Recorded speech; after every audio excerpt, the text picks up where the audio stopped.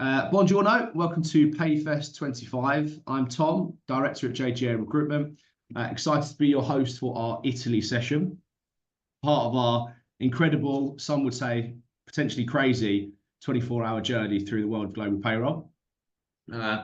Italian, I don't know much about the payroll. I know a bit about the cuisine. One of my favorites, made up of simple ingredients, but the Italian payroll system is quite the opposite, or so I hear. Built on complex mix of legal, contractual, and sexual frameworks, high social contribution rates, and regional tax nuances. Collective agreements that can be varied by industry. Italy requires careful attention and detail and a strong local understanding. Thrilled today to be joined by Marcio Grava. Marcio is a seasoned payroll and HR leader with a proven track record of driving operational excellence, compliance, and employee engagement across multinational organizations. Several years of experience in global payroll, HR strategy, and project management. Marcio has led diverse teams across regions to deliver high impact results in fast-paced, complex environments. Marcio is fluent in multiple languages and well-versed in international employment law, bringing a global mindset and local expertise to every challenge. Consistently delivers cost efficiencies through optimized processes, tech integrations, and data-driven decision-making. Known for strong cross-functional relationships, Marcio thrives at the intersection of people, process, and performance, delivering scalable solutions that support both business goals and a positive experience. Marcio, thank you so much for being with us here today. Could you start by telling us a little bit about your background and what drew you into global payroll and our crazy industry in the first place? Sure. First of all, buongiorno, Tom. I'm glad you love the Italian cuisine. I think it's the best in the world, but I'm suspicious to talk about that, of course. I'm biased. Slightly biased. Yes, absolutely. Look, I studied labor law. I studied law long time ago. It feels like a long time ago, and it is a long time ago.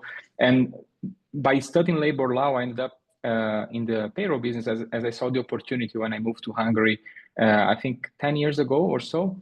I saw the industry booming. I saw that I had the background to connect my labor law knowledge, the language skills, and this ever-growing business, which is the global payroll and HR, of course. So I saw the opportunity, and I also felt it was a good way of combining what I love, like languages, plus the black and white knowledge, which is the labor law one. Very nice. It sounds like a slightly more structured entrance than most of us have. Like we hear it all the time, like we fall into the industry, but it sounds like yours is a bit more of a strategic move. Yes, it was. I saw the opportunity. Brilliant. And I enjoyed ever since. Excellent. Well, thank you for that. So today we're going to unpack the structure of Italian payroll, recent updates, compliance must-knows. Then we'll walk through a quick case study and we'll finish with a Q&A. So let's please dive into your expert overview of Italian payroll. Thank you, Tom. It's a pleasure to be here. Italy's payroll framework and incredibly detailed complexity is one of the main challenges for people jumping into this topic and area. So understanding the foundational elements is essential before tackling the complexities. Now, I try to prepare a summary that is comprehensive. Of course, we have 1 hour, and I'll do my best to make sure that people are enlightened in this topic. Now, first of all, we need to say how Italy payroll is governed. And first of all, you have the legal framework. Now, that starts with the Italian constitution, as it does in many countries. I guess in the UK is the Carta Magna, right, that secures the people's rights. And in Italy, it's not different. We have the workers' rights, such as fair pay and rest, in the constitution.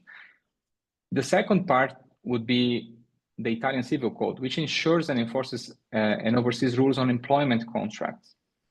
Then, just to add further complexity to the topic, we have the labor laws, which is quite common across all countries, at least in the Western Hemisphere. And here we need to mention a few laws, such as the 300 from 1970, which is the famous Statuto dei Lavoratori, or Workers' Statute. And then we have legislative decree from 2003, that's the legislative decree number 66, which then would be covering working time. And then there is another one from 2003, the number 276, and the 81 from 2015. Those are covering contract types and reforms. Who is going to enforce that? That's the INL. That's how we call them in Italian. That's the labor inspectorate, essentially. Then we have, of course, once we have these legal layers, we have the tax laws, right? That's going to be overseen and enforced by the Agenzia delle Entrate.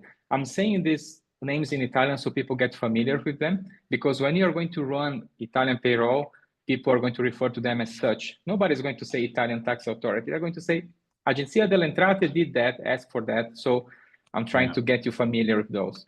And they sound nice in Italian also, right, Tom? They sound better, yeah, definitely. So when it comes to tax laws, we have essentially the Consolidated Income Tax Act. And then again, in Italian, we refer to it as TUIR. And yes, the Agenzia delle Entrate, or the Italian Tax Authority, will be covering that. They are, I would say, just as a side note, very tough. I think in Italy, it's very important to be super compliant and abide by the law in every single aspect, because if there is something that really works in Italy, is this level of authority when it comes to employment law and compliance. Now, still in the legal framework, we have the Social Security legislation, and that's overseen by the INPS, as we say in Italian, which is the National Social Security Institute, and INAIL, which is the National Insurance for Accidents at Work. Such separations and organs, they exist also in different countries, but I think it's important to highlight and to share all the acronyms with the people watching us. And then we have a very important thing, or a very important part of the Italian payroll when it comes to contract regulation and enforcement, which is all about the collective bargaining agreements. We call them CCNL in Italian, but it means really what we say in English, CBA, or union agreements. And this is really sector-based, and they will be covering pay, bonuses, work hours, and termination rules. They will be also covering notice periods and probationary periods in certain industries. So it's a very important aspect. When anybody is kicking on with a company, starting a business in Italy, you have to have all those things in mind in order to be compliant, efficient, and effective. And essentially, I would go to the next part of the framework, which will be the collective bargaining agreement, or actually deep diving a bit. So collective bargaining agreements in Italy will be regulating minimum wages, working hours, and overtime, benefits, termination notice, and job classifications. Now, job classifications will be something that looks quite complex for someone that is not familiarized with Italian payroll. It can be complex even for us Italians, to be honest. I think when I was paid in Italy and I was not doing payroll work, I didn't really understand my payslip, to be honest. I mean, and I spoke the language, I could read everything there. So knowing this, let's say the architecture of Italian payroll is going to be beneficial even for Italian speakers and people not living in Italy, but maybe managing payroll through partners in Italy, working with payroll vendors and so forth. But essentially, the job classification is going to define quite a lot of things about your employment in Italy. And as we are talking about payroll, here I'm trying to link, for example, if you are a fixed term in Italy, a fixed term employee in Italy, and you want to know what's your probationary period, you're not going to check that in the law or the employment law. You're going to need to check that with the union, right? So that's going to be with the CCNL to define. And those were recently changed, by the way, but I think we will have a session later to talk about recent updates that will cover a bit more in detail. Working hours and overtime, that's a very important one. People can be very confused, especially when they start doing Italian payroll, because we have traditionally 40 hours a week, which is quite standard across Europe. We have a few countries that have less or have a bit more, but in Italy, we might have 39 hours, we might have 36 hours. It depends, and those will be the full-time contracts. It depends on the union, it depends on the sector of your business, right? So it's a very important one, because by knowing that, by having that set up properly in the payroll, you would know what is an overtime, which will be also regulated by the union. What's the percentage of extra pay on top of such hours? Let's say from 6 to 8, from 8 to 10 or midnight. It depends on the sector. If you work during the night, all those things will be regulated by the union agreements. What the law would ensure is that there is a minimum standard. That's absolutely fine. However, the details will be always with the collective bargaining agreements. At the same time, that if you as an employee, you receive a contract that would give a bit more than the CCNL would give you, the collective bargaining agreement, that's fine. That's what the national law would tell. Yes, you don't need to abide by the union agreement, but if you give more, that's fine. If you give less, that's not fine at all. So you have these three possibilities there when you are employed in Italy, or if you are employing. So you have some freedom. As long as you give more, you have all the freedom in the world, but then you have those thresholds, or rather these minimum standards that you need to respect. Am I going too fast, Tom? No, please carry on. Please carry on. We said Yes. It was complex, and we're getting into it. So yeah, I think it's important, to have this awareness, because as I was doing global payroll for many countries, in some countries you don't even have this reality, for example, of unions, right? Or, for example, when I was doing Hungarian payroll, when I was employed in Hungary, that's not a thing normally.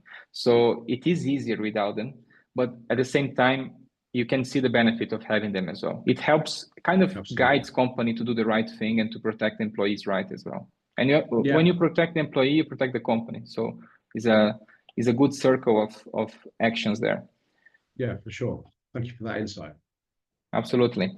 Now, one thing that I wanted to cover during today's call, at least in part, is the main challenges or the core challenges of Italian payroll.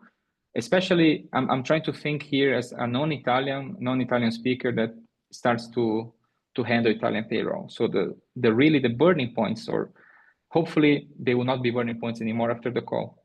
Everyone's going to be an expert. Yes, absolutely. So one thing from the employer perspective is the contribution obligations, right? So they are quite heavy in Italy.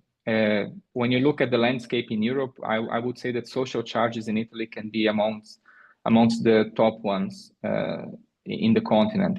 Now, and total employer contributions vary between 28 and 32% of the gross salary. So there you go. You're paying 2K to someone, or the person is receiving 2K. You can be sure that you are going to spend at least more than 3 as an employer. And this is just looking at the pay slip. Of course, there are other costs that don't go into the payroll. And then we have the contributions like fund pensions, unemployment, work injury insurance. You have the industry specific funds that depends on the collective bargaining agreement. We have severance provisioning, family benefits, and healthcare, just to keep it like the bullet points of all the contributions we have in Italy. The other thing is what I mentioned some minutes ago, which is about the union or the collective bargaining agreements, the CCNL. So it's important to say that theoretically and technically, there are companies that choose not to affiliate with a union, for example. But we saw in the news in the past years what happens when they don't affiliate. We had big cases with airlines. I'm not going to make names, but there were quite a few airlines operating in Italy, and the airline industry and the airline payroll, it's super sensitive and super complex, and not being affiliated with the unions could be a bad choice for them. Now, as much as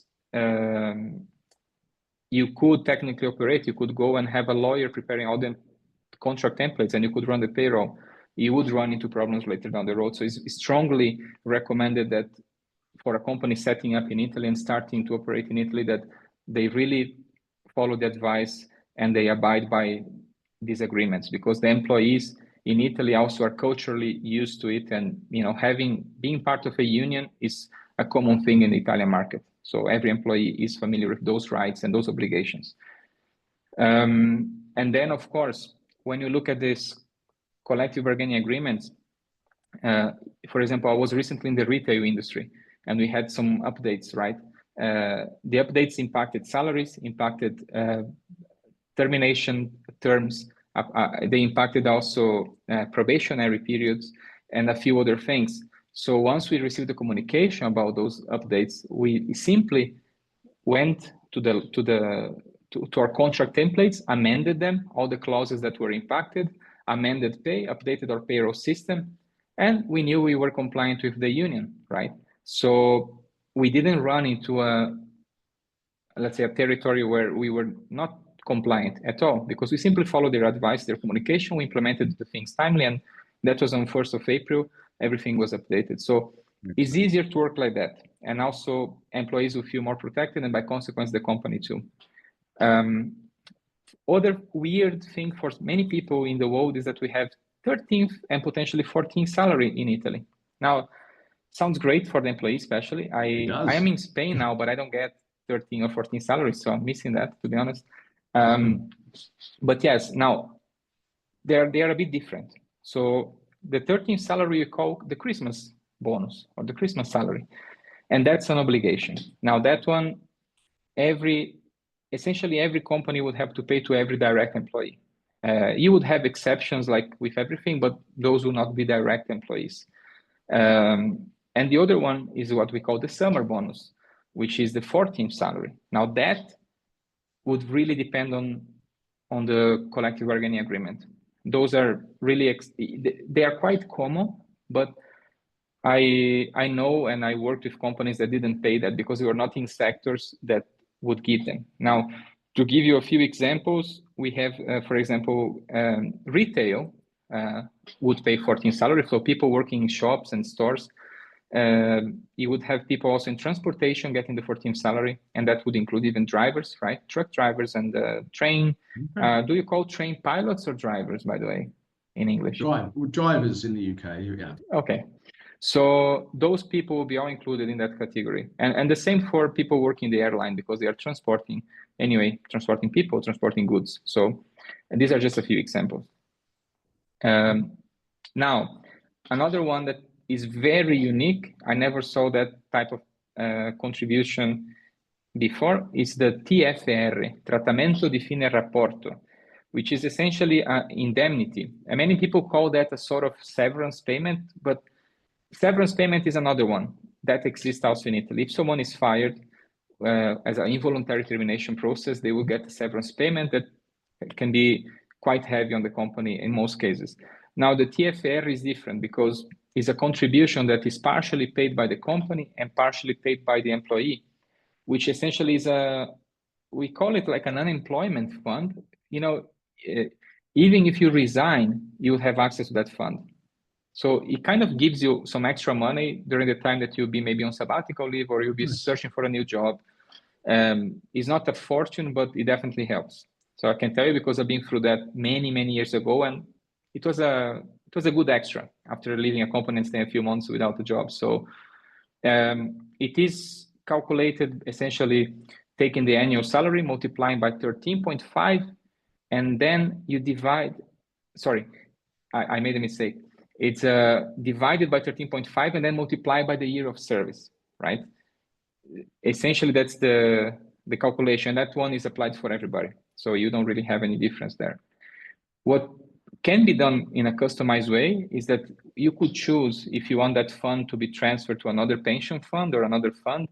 You don't want to take that money, you just want to keep saving, so you can move it to your future employer and they will manage it until the time you decide to actually withdraw that money. And it can be some savings account, you can call it as well, but it's obligatory. Excellent.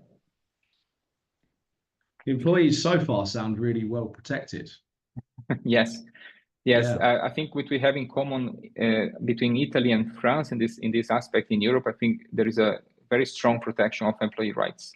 So it can be heavy on the company in one way, but if you do it right, I think these markets have a lot of potential. So it's a strategic decision you need to know, and if you make it, you need to know the cost. But if it's worth it, it's really worth it. It's a good market.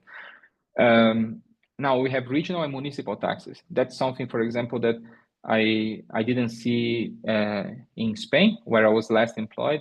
But there you have it in Italy. It's not a big amount. You know, if you take both, it could go up to 3% maximum. So it depends on the region. Some cities are more expensive than others. If you're employed in Milan, for example, you'd have a heavier percentage, but really, if you put them together, it will be around 3% tops.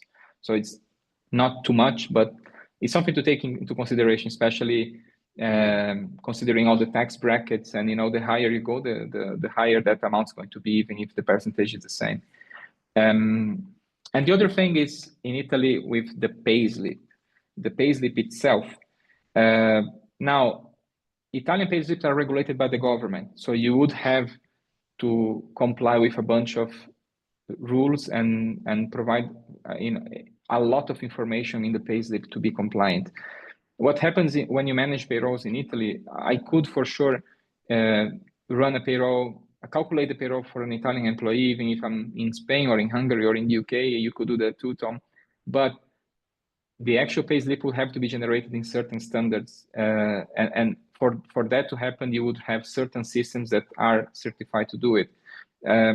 It's been ages since I actually used a payroll system in Italy, but I remember one called Zucchetto, for example, and that's it's widely used, but there are others. Like my most recent payroll vendor was using a different one, but they all have the same thing in common. Once you actually create the payslip, it's going to have to contain all that information. It has to be there, it has to be auditable, it has to be accessible. Employees can receive it in different formats.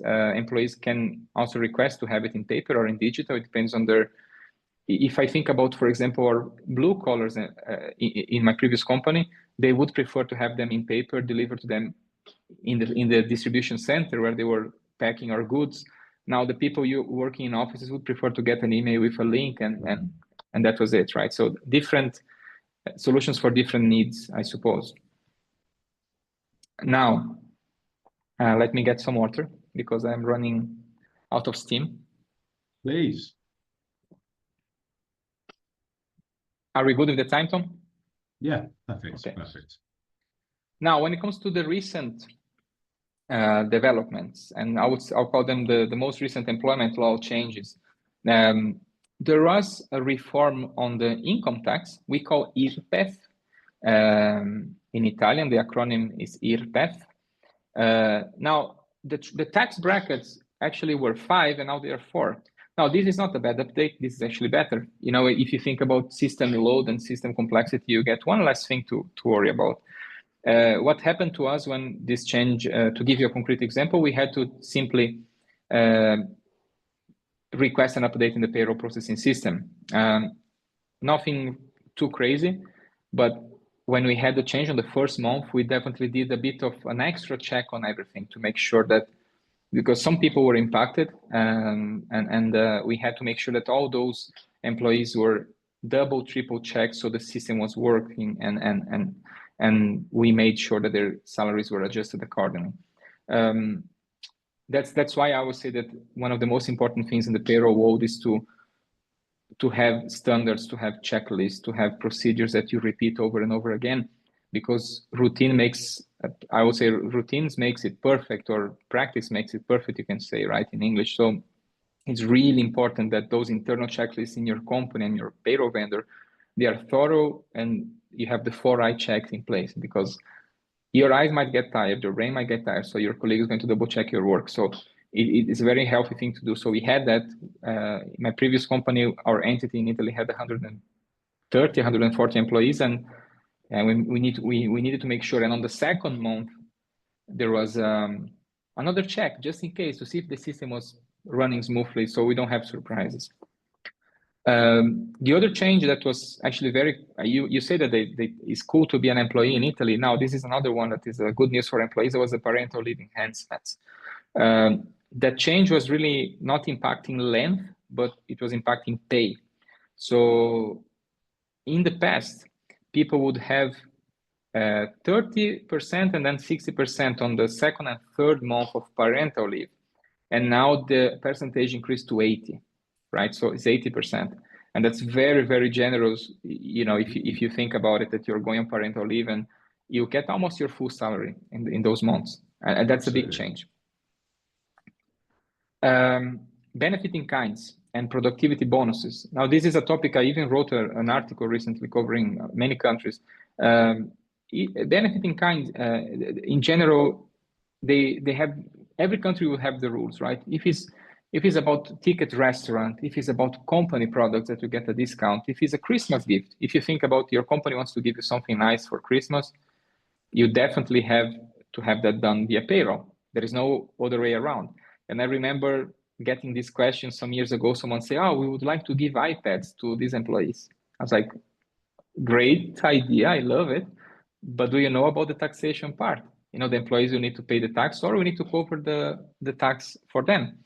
So this is a topic that gets confused very often in many countries, but in Italy, the change was actually a very good change, because it's going to decrease payroll complexity, in the sense that many people would not anymore exempt or exceed the tax exempt threshold. It used to be much less. If you think about before the pandemic, so until the pandemic, we had the threshold was just over 200 euros, 257 or something like that. I might be wrong on the exact number, but it was less than 300 euros that was tax exempt.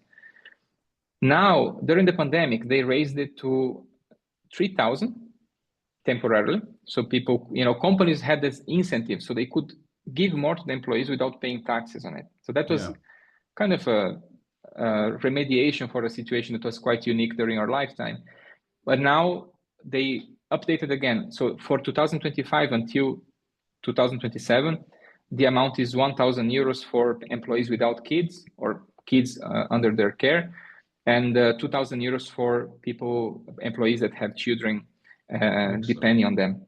Now that's, you know, if you think about 5 years ago, it's almost 10 times more. So it's a really good update for the companies and for the employees, because both are benefited by this reform.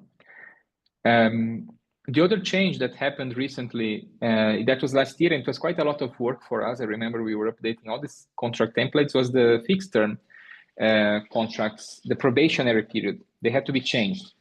So now what the new rule says is that we have one day of actual work for 15 calendar days when it comes to the probationary period. So you need to do that math in general, and of course the reason why they did that, it was to make sure that companies are more protected, but at the same time these employees are too, right? When it comes to fixed term contracts, it's important that we set the standards and we set the expectations in a way that is not only the company protected, because the criticism in the past was that companies were abusing the system and giving too much fixed terms just so they didn't use the permanent contracts. You know, they were rotating, they getting one and then getting another just so they would bypass that, but now is more protective. I see it that way. At least you would have different opinions in the legal world, but I believe it's protecting more, and I think it protects both sides. I think probationary periods are for both, not only for one. Like we need to check if we like the workplace as well. Of course, absolutely, I completely agree. Yeah, and the other one was about what they call smart work. In Italy, with Italian accent, they would say smart working, which is essentially the home office, right? I'm not going to try that, by the way. I'll leave that to you. Yeah. So, and this is one that is a topic that I think everybody evolved a lot during the pandemic. We had a situation where people were, you know, offices were closing, we were sent home. I remember when I was sending people home, I was working at IBM in Hungary, and suddenly it's like, hey guys, let's go home. Let's start doing this from home. And everybody was like, oh my God. And we didn't know many things, right? We didn't know what we didn't know. And the law started to evolve in every country to accommodate this new reality of working from home. In fact, in the past 5 years, I worked from home 99% of my time. I had some business trips, but I suppose you do too, right, Tom? Absolutely. Do you know, you just said 5 years, and when you think that it was 5 years ago that that COVID kicked off, half a decade, it just, where has the time gone? Yes, we lost a bit the notion of time during this period, because we lost contact with many people, and yeah, we couldn't visit sometimes, so it changed our routine. 100%. So the smart working or home office, let's say, communication policy was changed in Italy. Now, companies need to inform the Ministry of Labor about any home office agreement. Let's say we make an addendum, and now you are working 3 days a week at home. Now that has to be communicated to the authorities. So essentially, is to know where you are at a certain time, so to define the days that you are at home or you are in the office, and also it covers more things. Now the communication part is black and white. We need to inform them. That's it. You got an addendum, the government has to know. But what happened in the company, we actually enhanced Workday. We were using Workday to time track our working hours. So then we add an enhancement, which is something that Workday can do. I mean, other systems like SuccessFactors can do too, I think, to add the location where you are working. So sure, you got the addendum and it's all good. Your manager is flexible with you. You guys have also a good agreement and good cooperation, but still you're reporting your hours, and you can report the hours from home. You add that you're working from home, and the home there is going to be the address you have registered in the system. And you can put that you went to the office. And now, for example, for people that have commuting benefits like car allowance or company car, it's important to know that too, because then we have the kilometers tracked, which, the law came with, oh God, we have another law now. No, it's actually it's covering more the back of the company when you think about potential issues with allowances and expenses. So it's important to know where people are, especially if they work for you. Even from the aspect of accidents at work, if you're reporting something, it has to match the reality of what is in the system. So where you were going to work when something happened. So it's also important to know from that aspect. Absolutely. Yeah. And then we had a few things changing about Social Security contributions and pensions. They were updating, the rates were updated, and the earning caps were also changed effective the beginning of this year. Now, those changes when it comes to Social Security contributions, I always say in the payroll world, we call it ER to other, right? That's the employer contribution to authorities and funds. Normally, payroll systems will be updated quite smoothly on that part, but as a good practice, I always add an enhancement to checklists, and that's my practice. The internal checklists need to be updated. So we trust our partners, we trust our people doing the payroll always. If it's yourself, I mean, you should trust your knowledge, but you should also have someone double checking your work, especially after such update. And one final bit on the updates, I try to pick up on the most impacting ones here. That was the automatic termination. This one didn't really exist before, or something really similar, and it is kind of it's helping companies to proceed, because this is just about the 15 days of absence that is not justified. So if someone goes no-show for more than 15 days, the company has the right to terminate that employee. So from a system perspective, that if you report someone as absent without justification, they will be automatically terminated. But of course, the National Labor Inspectorate would have to check that. And now just imagine that the employee was sending the sick note or something like that, and nobody processed it, right? So you want to make sure that the employee is protected all the way until the end, if it has to come to an end. So, but at the same time, one's in place. That one sounds like it's in place to really protect the companies. Yes. It sounds like to me a lot of the changes that have come up recently are to protect the employees. I know you mentioned having a heavy unionized employee population. Are those changes generally driven by the unions? In general, yes. Yeah. Yes, the unions, they're very strong in Italy. I think in Europe, the only place where unions can be more vocal and more impacting is France. I would say France, then you have Italy, you have to a certain level Netherlands and Germany, but I would say France and Italy are the top two. And it's not easy, but it's kind of, some people would say it's a necessary evil. I wouldn't even say it's an evil thing. It's just, it's there. It's regulating what the law is not regulating. I think that's why it came. Yeah, absolutely. Well, thank you for that. Sure. Now, best practice for global employers, and that's most of us that work in global companies that might have people in Italy, might have one, you might have 1,000. Now, very important when you kick off payroll in Italy, when you are planning to start, you need to verify the CCNL or the collective bargaining agreement. at the offer stage. That's really important. When you're employing your first employee, that's when you have the opportunity to check if everything is right. That's the only way the payroll is going to be right. You cannot start, if the tree starts to raise sideways, it's not going to get straight afterwards. So that's the same we have in Italian. So it's very important that you have the right setup, you have the right qualification. For example, what's my professional qualification or category? What's the collective bargaining agreement in place? And then you have all these clauses in the contract will be reflecting what is already determined by the collective bargaining agreement. Unless, again, and this is a good one, unless you want to do more. If you want to give more to the employee, that's super smooth. And, companies have the benefit and the prerogative in that sense, and that agreement is going to be valid. The other thing is with this fund, I mentioned this unemployment fund, that is a contribution by the company and by the employee, the TFR. It's a legal obligation to have the TFR in place and to have the TFR accruing timely and accurately. You need to vote. So essentially the funds that will need to be transferred to this TFR, they need to be done by the end of the next month. If it's April payroll, it means that by the end of May, the funds need to be there. It's very important. Automate leave and absence management. Now, this is a best practice. As I said, I mentioned Workday, but you could be using SuccessFactors. You could be using SAP, HR, and Payroll. There are many systems that I know that do a great job. I think I will use Workday because it's getting to be a very popular tool, but make sure that you use those systems in your favor. Having such smart systems and not using all their features is like having a Ferrari and not knowing how to drive. Just, what's the point? Now, this is about, I mentioned earlier about the work from home setup and the communication.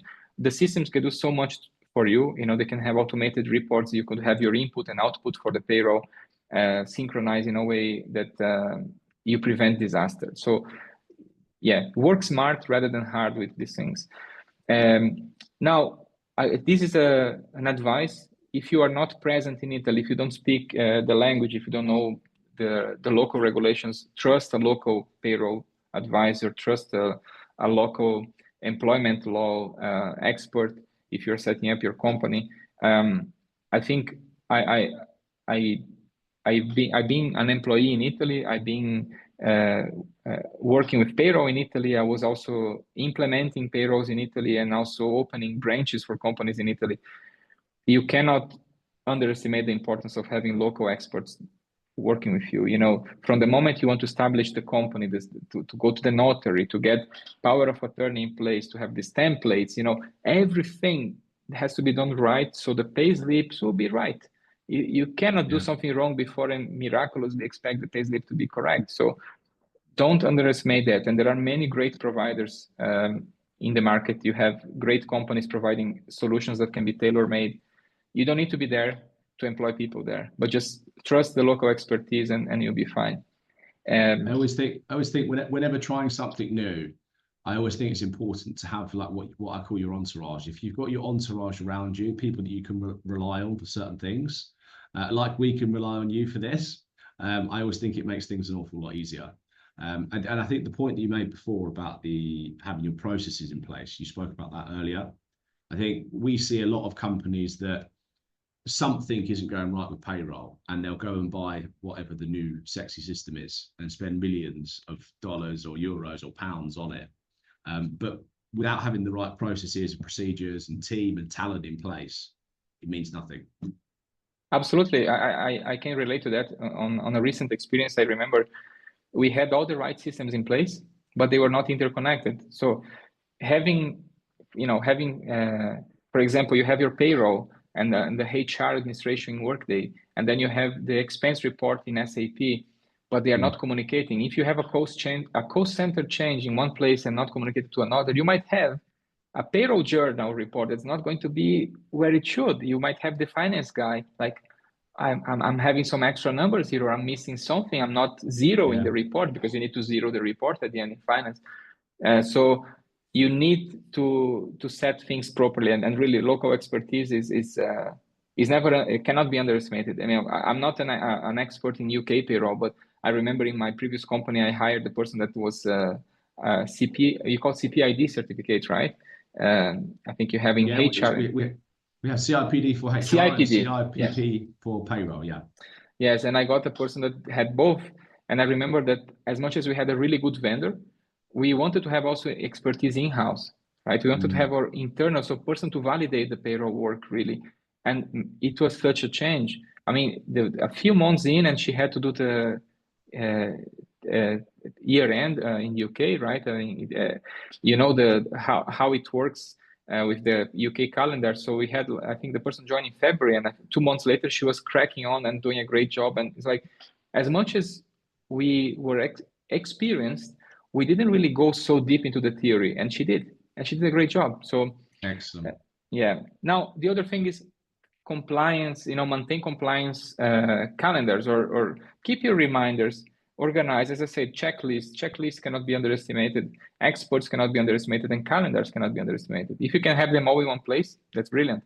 Make your dashboard, make your routine. I had Outlook as my best friend in every job, basically. I had reminders. I could see where we were.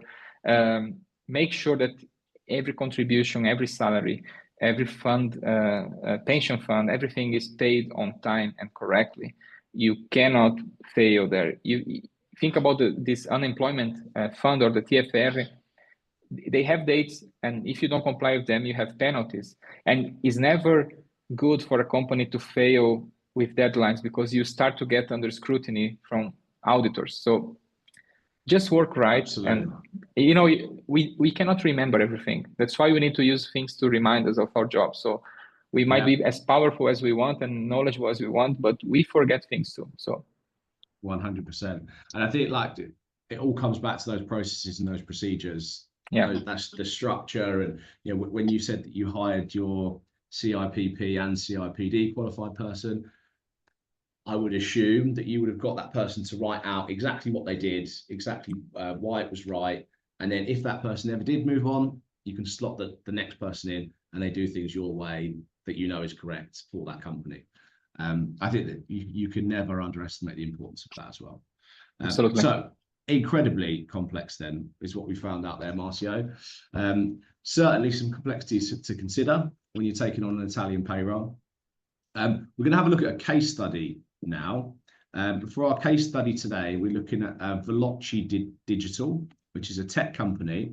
They have recently launched operations in Milan with 18 employees.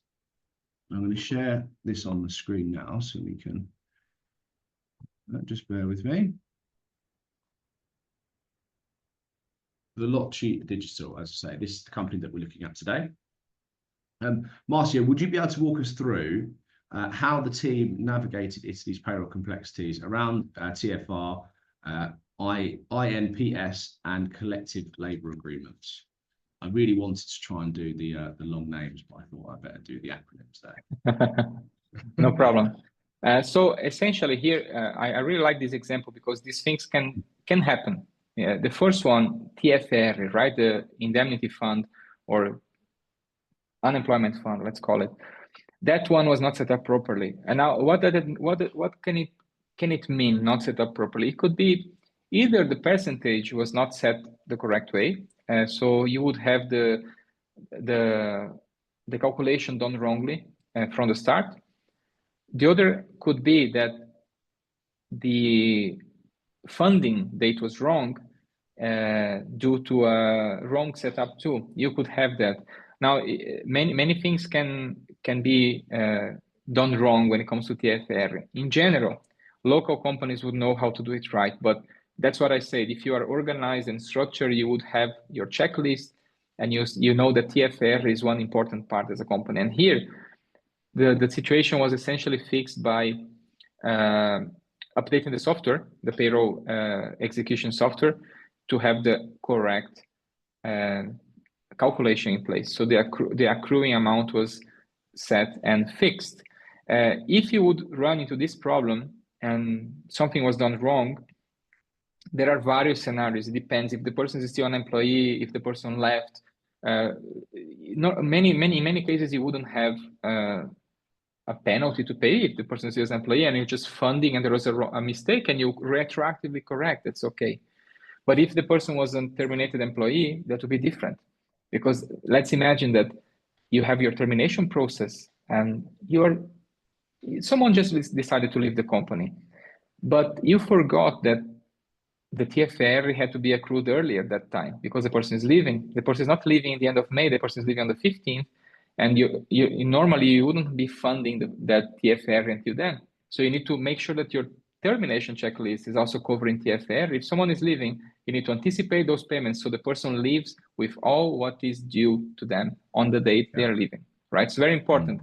It sounds small, but if you have someone leaving the company and the person didn't receive all the TFR, then you would pay with interest on top, and that can be heavy. Now, the other mistake here was the Social Security contribution. That was set up wrongly. Now we talk about contributions and income tax and contributions. There were some changes recently. Let's imagine that the recent update effective in January was not reflecting the payroll system. So you got your payroll reports. We had 18 people paid wrongly, right? Or the contribution rather was not correctly calculated. So what happens here, there is no easy or difficult solution. It simply is about updating the system, rerunning all the reports, double checking, and then finalizing the payroll. Of course, the government has certain deadlines. So it's important that that's why in payroll, you need to have at least 2 runs, that you have a first run and the second run, so you can fix things timely. And then when it comes to the deadlines for the contributions, you're still having time to make them right. And in this case, I would not assume that any contribution was paid incorrectly to the authorities because the issue was identified early. The other thing with this people from Veloce is that they got the 13th month salary calculated wrongly. We had a few people that joined later during the year and they received the full 13th month salary, and that's wrong. I mean, as most of our payroll professionals know, you always have to prorate income based on the number of days worked. And if someone joins in April, 1st of April, it means that they have 3/4 of the 13th salary, and you would calculate the 13th salary by dividing by the number of days you worked in the year. So it's not complex, but it's a typical thing that can happen when it comes to these special payments. When it comes to non-compliance, that's another issue that happened here. So the non-compliance with the CCNL, or the collective bargaining agreement of the metal mechanic workers. It's actually a big union in Italy. They were underpaid because the salaries were not reflecting the CBA as it should. Now, that's, again, is very important that when we work in the payroll world, that we have strong colleagues in the HR part. It's always we work with each other and we work for each other and we support each other. If in HR, they're updating the contracts, there is a change in the union agreement, we need to be informed so we can make that reflection into our payroll system. In this case, really what happened is that they were underpaid, and we noticed that during the checklist. I think I would always say checklist so many times in every payroll presentation because it's just so important.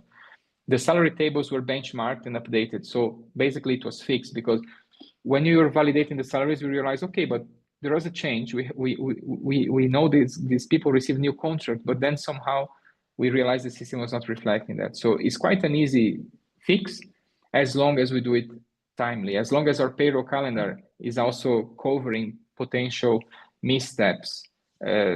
That's another thing. When you're planning your year, you're planning your payroll calendar, make sure that you give time for validations, because you cannot see everything with the right mindset, the right brain, freshness, and have a double check done by your colleague if you don't have the hours and the days to do a validation. It's just simple math there. Absolutely. Thank you for that insight. We are going to now, so we're coming up 10 minutes left of our session. We'll run through some questions, if that's okay, Marcio. We've had some in from our network over the last couple of weeks, things that they've been struggling with. So let's run through a few. So question one, can we might have already covered this, but can we opt out of the 13th and 14th month payments if we just pay a higher base salary? No. The salary architecture and the number of installments are defined by law and by the collective bargaining agreement. So if the collective bargaining agreement says there is 14 salaries, there are 14 salaries, you have to pay them. There is no way of rounding up the numbers there. And the 13th is obligatory for every job, so that one is a no-go. So easy answer, no. No, don't do it, don't do it. Question two is, how do we report fringe benefits like fuel cards and meal vouchers? So all those benefits in kind, they need to be processed via payroll, unless they fall under the exemption threshold, which we mentioned earlier. Right now, it's more generous, but still, you would have to report in most cases. Like the meal voucher, for example, I think is around €9 a day. I might be outdated, sorry for that, but it's similar to what we have in Spain in 2025. So it's easy to get to €2,000 in a year if you think about it. Here in Spain we had 170. It's not so different in Italy. Now you need to report in the payroll. Every euro on top of the benefit has to be reported. If it's a company discount, if it's a meal voucher, it's a fuel card, it has to be done via payroll. Once it passes the threshold, then you have to apply tax, and the employee will pay the taxes on top of it. Yeah, thank you for that. Question three, is it legal to roll up vacation pay in Italy? It is legal, and it's not really a standard practice in Italy. Normally, the authorities and also the unions encourage people to take rest during the calendar year, to make sure that they are rested well and they are productive and happy, have work-life balance concerns there. But they can be carried over to the following year, and normally the unions would dictate until when they should be used. If I'm taking until, I didn't use 20 days of my vacation last year, I have until the 30th of June of the following year. Now, this is really a stretch. After that, the company should pay. This is in theory. What happens in the reality sometimes is that there are written agreements between employees. I've seen that employees and companies, the employees say, look, I couldn't use my vacation. The company in written approved that they can roll over further, but it's not advisable. If you would have an audit, auditors can be picky on that. Okay, that's interesting. And again, I think we may have covered this question, but just to make sure that we're getting everything up for the listeners, what is the standard probationary period in Italy? So it's similar to what happens in other countries. It's not really defined by law. It's rather defined by collective bargaining agreements. Now, we can agree. If I hired you to work in Italy, Tom, I can say, I really like you. I know you're a strong professional. No need of probationary period. Here is your permanent contract from day one. It can be done. It's a company decision and an employee acceptance in the end of the day. However, if it's fixed term contract, for example, we had some recent changes, as we covered earlier, stipulating that we have one day for every 15 days of, 15 calendar days for every day at work. So that's the calculation they came up with now to regulate the fixed term, just to avoid and to protect more these employees. So the new rule that we discussed earlier, that's only for fixed term, not for permanent. Is that correct? Yes. Okay, cool. Question 5, do we need to issue paper pay slips, or is digital okay? So digital is okay, just in the same way as the paper one, as long as it provides the employees with the same precision, level of detail, and timely delivery as the paper version.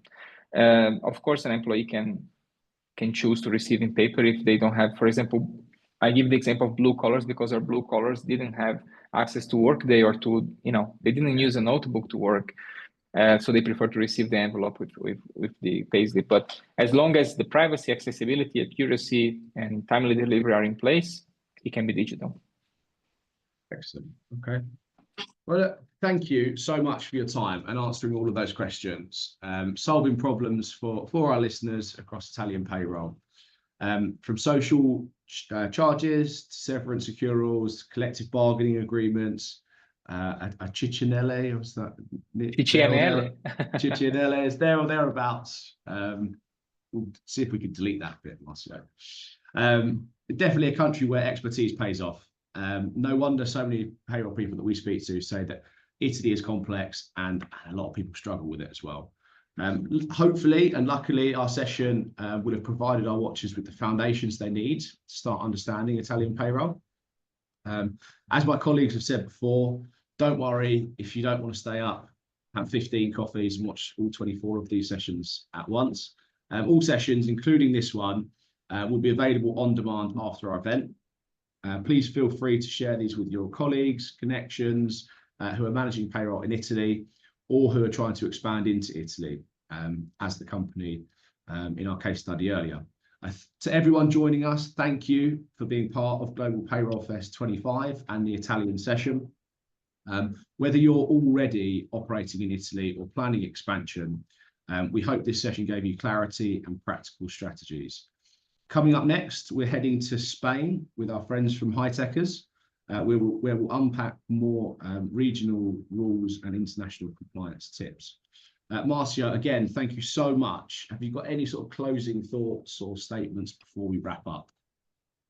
I hope people didn't get scared with so much complexity. And I would just say, if you are organized and thorough with your checks and have a good checklist, good calendar, you will know what you don't know and you know where to look for the answers, right? So it's important to be organized. If there is one skill that I always look in people is organization. If you know what you don't know, that's a good start.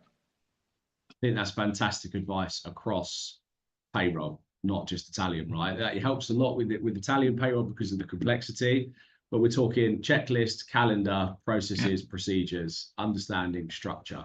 That's what we need. And then we can bring in all of the latest techs and things after that. Grazie mille, Marcio, and grazie to all of you for joining. I'm Tom. See you again in a few hours for the USA session. Again, those guys have complexities. It's almost 50 different countries out there. But until then, enjoy the rest of the European part of our tour and ciao.